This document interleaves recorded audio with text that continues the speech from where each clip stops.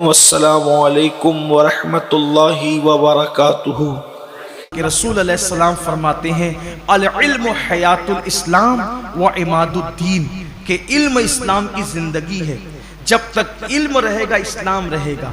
اچھے امام آپ کو مدرسوں سے ملتے ہیں، اچھے خطبہ آپ کو مدرسوں سے ملتے ہیں، اچھے رہنما آپ کو مدرسوں سے ملتے ہیں۔ کچھ لوگوں کو مدرسوں سے بڑی چڑ ہے، یہ یہودیت کی فکر ہے، یہ نصرانیت کی فکر ہے، یہ مشرکین کی فکر ہے، مدارس سے نفرت اور اہل مدارس سے نفرت۔ یاد رکھیے، مدارس کا تعاون کرنا اسلام کو فروغ دینے میں ایک بہت بڑا قدم اٹھانا ہے۔ آپ جس بھی مدرسے سے متفق ہیں، جہاں کے کام سے آپ مطمئن ہیں، وہاں مدرسے کی مدد کریں۔ ساتھ ہی ساتھ آپ کی ہماری اپنی تحریک سنی دعوت اسلامی مختلف شعبہ جات میں کام کر رہی ہے، جو آپ کی نگاہوں کے سامنے ہے۔ الحمدللہ شعبہ دعوت و تبلیغ ہو، شعبہ مدارس ہو، شعبہ مساجد ہو، شعبہ خدمت خلق ہو، اس طرح کے شعبہ جات سنی دعوت اسلامی سال بھر اس میں کام کرتی ہے اور آپ دیکھتے رہتے ہیں۔ اللہ کا شکر ہے، شعبہ مدارس کے زیر اہتمام 3 دارالعلوم چلتے ہیں اور 60 مدارس اور مکاتب چلتے ہیں، اور 60 مکاتب جو پورے شہر میں چلتے ہیں، تقریباً اس میں 2700 کم و بیش طلبہ اور طالبات تعلیم حاصل کرتے ہیں۔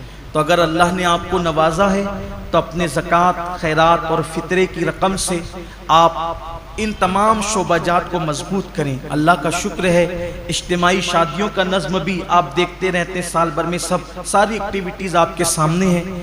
آپ دیتے ہیں پیسے، اس کے بدلے میں آپ کو حفاظ کرام دیے جاتے ہیں، علماء کرام دیے جاتے ہیں، جو آپ کی نگاہوں کے سامنے ہیں۔ یعنی آپ کی دی ہوئی رقم آپ کی نگاہوں کے سامنے آپ کے اپنے شہر پر خرچ ہوتی ہے اور آپ کے اپنے شہر کے بچوں پہ خرچ ہوتی ہے۔ اس لیے آپ زکوٰۃ تو نکالیں گے، کہیں نہ کہیں دیں گے۔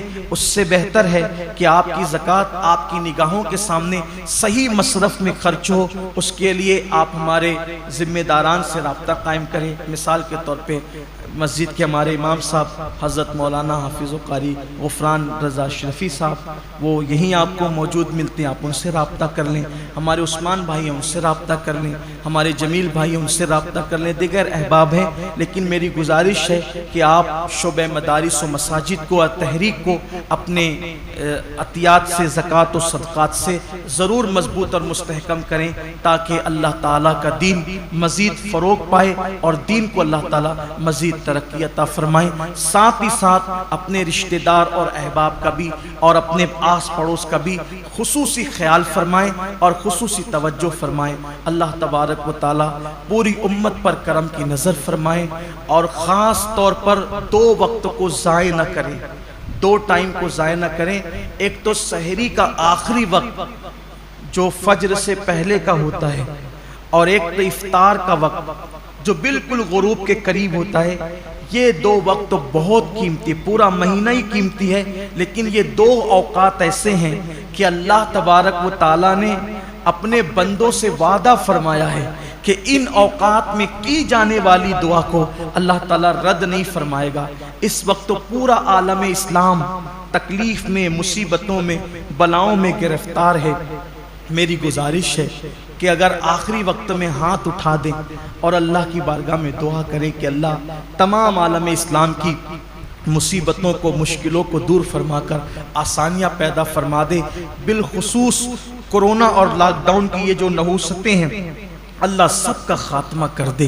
یہ تو اللہ کا احسان ہوا کہ اس سال ماہ رمضان شریف میں ہم اپنی مسجدوں میں عبادت کر لے رہے ہیں، لیکن پچھلے سال کے حالات کیسے تھے؟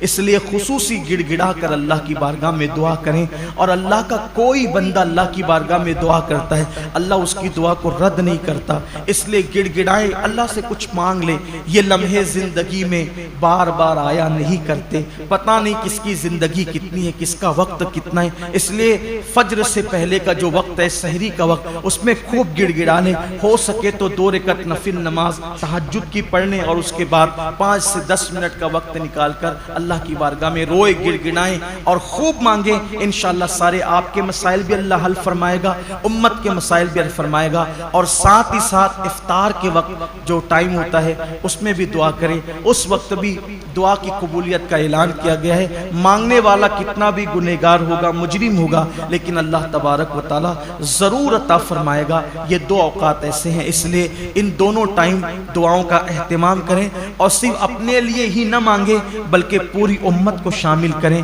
اللہ تبارک و تعالی ہم سب کو اس کا خیال کرنے کی توفیق عطا فرمائیں۔ گفتگو کے درمیان اگر کوئی غلطی ہو اللہ تعالی معاف فرمائیں، جن کی سنتیں باقی ہے وہ سنتیں ادا فرمائیں۔ السلام علیکم ورحمۃ اللہ۔ سید امین آپ کا ادنا